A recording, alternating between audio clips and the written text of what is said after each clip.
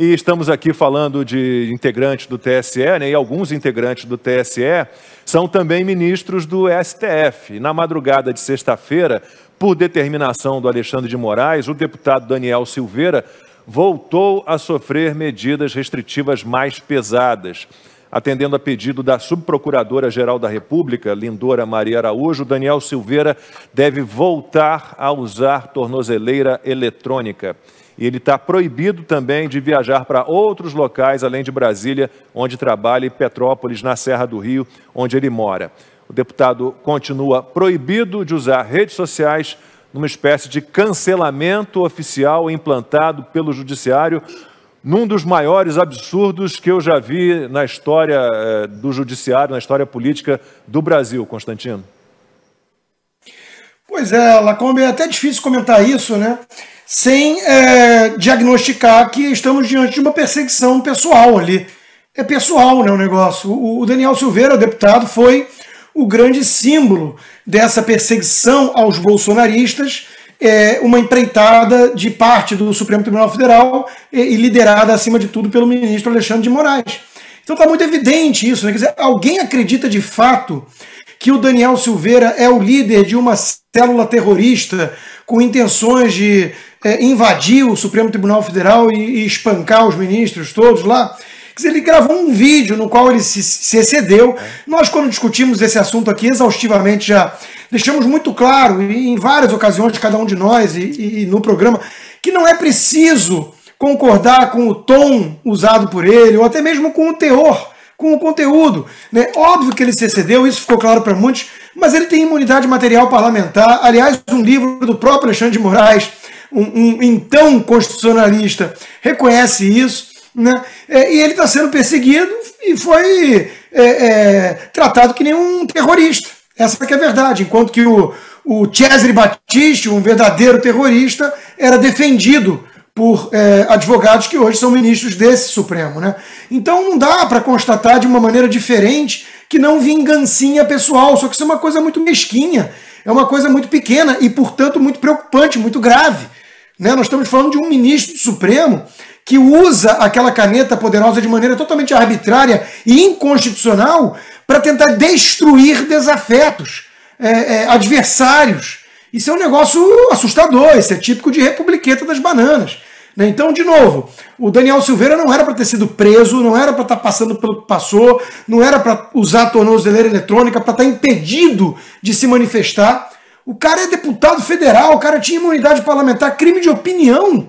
E veja, lançar mão da lei de segurança lá nacional e tudo, né, que criticam quando alguém do governo Bolsonaro quer fazer, né, de novo a história do duplo padrão, mas lançar mão disso, no caso dele, é mais ridículo ainda, porque lá é muito claro que são presidentes dos poderes e o vídeo dele, o alvo era o Fachin, que não era presidente do Supremo de coisa alguma. Então é tudo forçação de barra, é tudo muito escandaloso. Não há mais império da lei, aliás, nunca houve, de fato, no Brasil, nada parecido com aqui nos Estados Unidos, onde eu e Ana moramos, mas havia pelo menos uma preocupação maior em simular respeito às regras do jogo.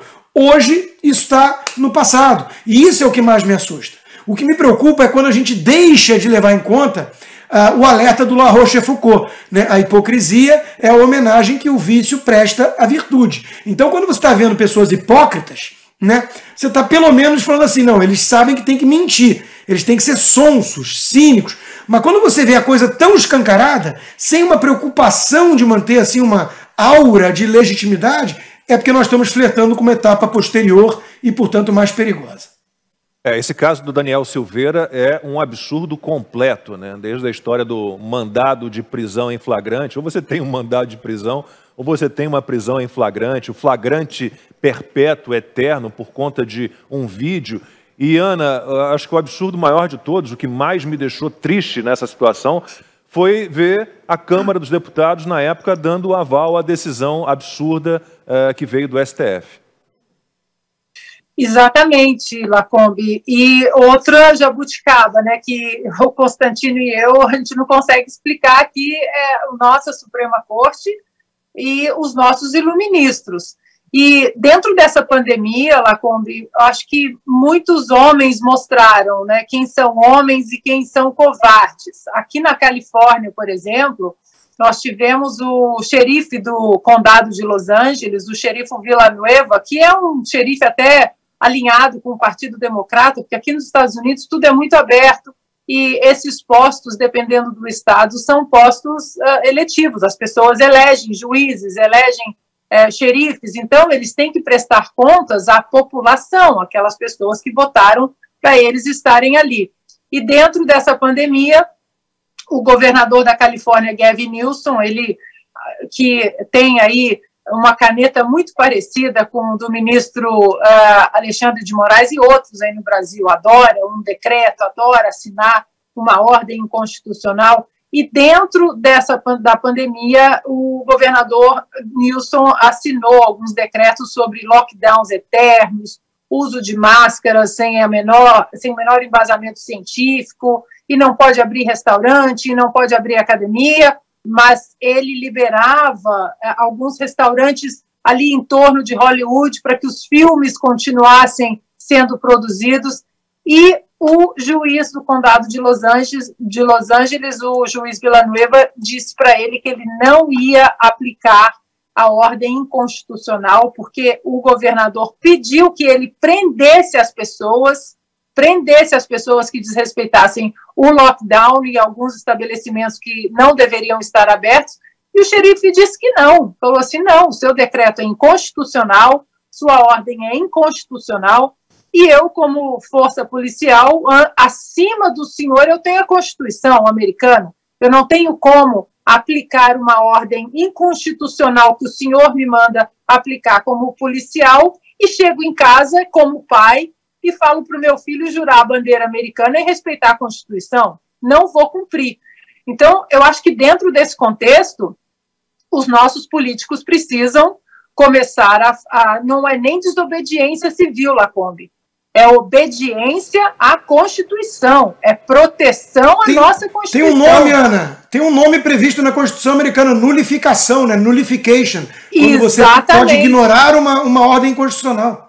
Exatamente. Nós, no Brasil, estava fazendo uma pesquisa aqui, no Brasil nós temos um caso do ministro Maurício Correia, de 1996, da segunda turma, que ele coloca o seguinte no voto dele, o relator, né, do caso no HC 73454, para quem quiser procurar aí a decisão completa. O ministro Maurício Correia diz o seguinte: ninguém é obrigado a cumprir ordem ilegal ou a ela se submeter, ainda que emanada de autoridade judicial, mas é dever de cidadania opor-se à ordem ilegal. Caso contrário, nega-se o Estado de Direito. Tá aí o relator ministro Maurício Correia, de 1996, da segunda turma, e eu acho que nós temos que começar a parar esses ministros, porque o Senado, a nossa única ferramenta constitucional e institucional que poderia parar esses ministros tiranos, está de joelhos, de mão dada, eles não fazem absolutamente nada aos senadores, porque eles têm a vida presa exatamente à instância ali do Supremo Tribunal Federal por causa do voto privilegiado. Então nós temos que começar a fazer isso, não desobedecer, mas como o ministro Maurício Correia disse, proteger a Constituição e não cumprir ordens ilegais. É porque o mais incrível, Fiuza, acho que no fim das contas, né, falamos aqui do TSE e seus garotos propaganda, quer dizer, fugindo completamente da imparcialidade, da isenção, do equilíbrio. Falamos do STF e todas as medidas que foram tomadas contra o Daniel Silveira, e vamos citar apenas o Daniel Silveira. Tem Ala dos Santos, Oswaldo Eustáquio, toda a censura, toda a perseguição que foi feita. O que impressiona mais, Fiuza, é que não se disfarça nada, né? É uma cara de pau, é assim, a ilegalidade descarada, e como a Ana falou, a gente faz o quê diante de tanta ilegalidade? Não aceitamos, mas e aí? Pessoas físicas comuns, fazemos como? Atuamos como? Como é que a gente combate a cara de pau de ministros do Supremo, de juízes do TSE, por exemplo? Eu até vou dar uma generalizada, Lacombe, para dizer que a sociedade brasileira é cúmplice. Eu estou generalizando de propósito. A sociedade brasileira é cúmplice, porque é a máxima corte judiciária agindo de uma maneira caricata, que todo mundo que tem um mínimo de discernimento sabe que é caricata, sabe que é abusiva. Por exemplo, né, para ilustrar de forma simples, essa decisão de suspensão do Telegram. Isso é um tipo de decisão que o ministro, no caso Alexandre de Moraes, mas o Luiz Roberto Barroso, Luiz Edson Fachin, naquela decisão, por exemplo, que depois o plenário confirmou, mas nem sempre precisa do plenário, que impedia operações policiais contra o tráfico no Rio de Janeiro. São decisões muito graves. E eles foram experimentando isso. Né? Eles foram experimentando até onde chegaria a caneta, não como o instrumento de fazer cumprir as funções institucionais que eles representam, mas a caneta como instrumento de vontade pessoal, né, ou de um grupo. Eles foram fazendo isso. O caso do Telegram, eu acho que são vários outros, mas é uma representação absolutamente suficiente, né, do tipo de abuso contra a liberdade de expressão que encontra lastro, e aí estou generalizando, estou provocando, é claro, mas encontra lastro na sociedade. Porque em outros tempos a sociedade teria vergonha de estar diante de uma corte com esse nível de abuso, e ela repudiaria de todos os lados. O que acontece hoje, no caso do Telegram, por exemplo, que é um ambiente importante de comunicação, de serviço, etc., etc. Já reconhecido aí por pessoas que não estão associadas ao grupo A, ao grupo B, ao grupo C. O que acontece? Você teve, por parte da imprensa, a construção de uma história de que o Telegram, uma história mal construída, de que o Telegram era um antro de criminosos. E aí é que eu digo, tem gente demais em silêncio, ou seja, esse silêncio é um silêncio cúmplice, topando, fingindo que acredita nesse tipo de coisa, para dar corda lá para o ministro que está gostando da brincadeira. Ele está vendo, pô, eu posso fazer porque tem aí uma parte importante da imprensa que virou consórcio, como eu sempre falo, que está chancelando esse tipo de coisa, é o poder particular, né? É você, de fato, sobrevoar as instituições, sobrevoar as regras, sobrevoar o direito da maioria, né? Que é o que a democracia faz através das instituições. Então, a gente viu recentemente uma manifestação de um desembargador chamado Fernando Carione no Tribunal de Justiça de Santa Catarina. Aquela manifestação é o que a sociedade inteira deveria estar fazendo, né? Acrescentando esse ponto que a Ana traz, que é muito importante, mas acho que ela trouxe um aspecto mais institucional, tipo, o que a Polícia Federal faz diante de uma ordem absurda de detenção de um cidadão norte-americano no aeroporto brasileiro sem nenhum indício, né? Ela faz uma reflexão e pensa na glória da instituição que ela é, diante de uma decisão que ela não reconhece a legalidade, mais uma. Então, isso é a parte institucional. O parlamento, os mandatários locais, etc. Outra coisa, que acho que eu estou tentando chamar a atenção aqui, de forma complementar, é o aspecto cultural. O discurso do doutor Fernando Carione, desembargador em Santa Catarina, não era um libelo, não era um comício, não era uma adesão a um lado, a outro lado, etc. Era isso que a gente está fazendo aqui. Era dizer, olha, esse nível de atividade, o STF hoje ele cria versões, né? Ele cria uma versão, ele diz, olha, tem aqui uma articulação entre pessoas que estão constituindo uma organização criminosa para dominar o mundo. Não é isso que eles dizem, mas é parecido, para destruir o poder judiciário, destruir o poder legislativo, ou seja, uma tese tosca, eles criam isso, fingem que isso existe, essa versão, e saem exercendo o direito em cima de uma versão. Isso é um negócio que a sociedade, uma sociedade sadia, deveria olhar para isso de todos os lados e dizer, pera lá, repúdio total. Eu duvido, Lacombe, que com o repúdio total, além dessa questão, né, mais institucional, enfim, de outras forças cumprir ou não cumprir, mas eu duvido que se houvesse um repúdio massivo, né, do tipo do que fez o desembargador Fernando Carione, que foi basicamente dizer, olha, esse nível de atuação não é compatível com o Poder Judiciário, isso é política. Eu as aspas aqui dele, se você quiser, eu leio. Ótimo. Você. Então, o desembargador Fernando Carione disse o seguinte, aspas, eu não estou ouvindo bem a Ana, não sei, Ana, se seu áudio... Está com áudio ruim. Eu estou ouvindo mal. Enquanto isso, deixa eu só pegar um gancho enquanto tentam resolver o som da Ana pelo seguinte, eu entendo perfeitamente o que o Fiuza está falando. E óbvio que ele mesmo admitiu que estava fazendo uma generalização.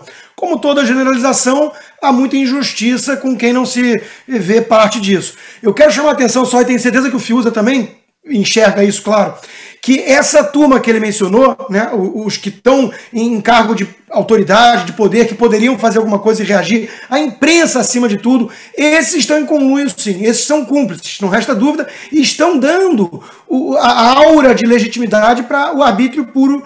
Agora, o povo não. Nós vemos as manifestações nas redes sociais, STF, vergonha nacional, volta e meia, topo de tendência. Aí pode falar até o seguinte, ficar do sofá levantando hashtag não vai resolver nada. É verdade, existe uma sensação de impotência de cada indivíduo isolado que está vendo isso e enxergando. Muitos se uniram e foram para as ruas. Lotaram as ruas, que a mídia tentou mentir o número, naquele 7 de setembro, em outras ocasiões, e disse, inclusive, para o presidente, eu autorizo. Quer dizer, tem um monte de gente no Brasil que está numa situação de tanto desespero enxergando isso e não enxergando como reagir, que já está apelando para coisas até mais exóticas, né? E às vezes até irregulares, o que dá a munição, né? Alimento para a narrativa toda do consórcio cúmplice dos autoritários, né? Então, existe uma constatação de boa parte da população brasileira do que está acontecendo. A dúvida que fica, e aí talvez eu jogue de novo para o Fiuza, se quiser, mas é como reagir. É uma pergunta que eu já fiz para várias pessoas em entrevistas, né? Porque, ou juristas, ou desembargadores, como reagir? Porque a Ana mencionou, é o Senado que tem esse papel institucional. E o Senado está cúmplice, está com o rabo preso. A Câmara podia ter feito alguma coisa sobre a prisão, por exemplo, do Daniel Silveira, o tema central aqui agora do bloco. E a Câmara fez o contrário, chancelou o abuso, né, numa resposta covarde, medíocre, né, apequenou demais, inclusive, a Câmara dos Deputados, a Casa do Povo brasileiro. Então, eu acho que o povo brasileiro está enxergando uma boa parcela.